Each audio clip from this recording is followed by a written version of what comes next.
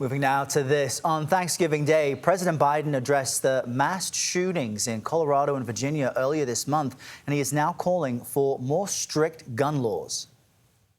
The idea we still allow semi-automatic weapons to be purchased is sick. It's just sick.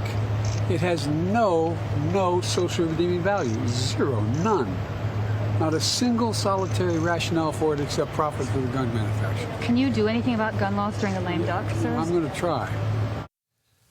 The reality is legislative action on guns will be more challenging when Republicans take control of the House come the new year. Weijia Jiang is traveling with the president on Nantucket Island, Massachusetts, and she joins us now. Weijia, good morning to you.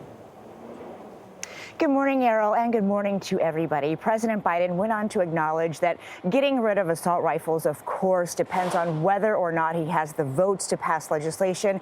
And right now, it does not appear that he does. The Democratic-controlled House passed a bill to ban assault weapons earlier this year, but with such a narrow majority in the Senate, the measure hasn't had enough support to advance. Over the summer, the president did sign a bill that expanded background checks and added restrictions to who can purchase firearms. It also gave states incentives to pass so-called red flag laws that allow courts to remove weapons from people who are considered a threat to themselves or others.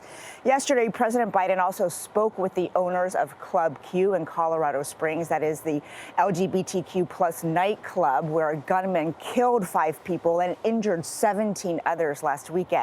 President Biden and the First Lady offered condolences and reaffirmed their support for the community. Michelle. Weijia, thank you.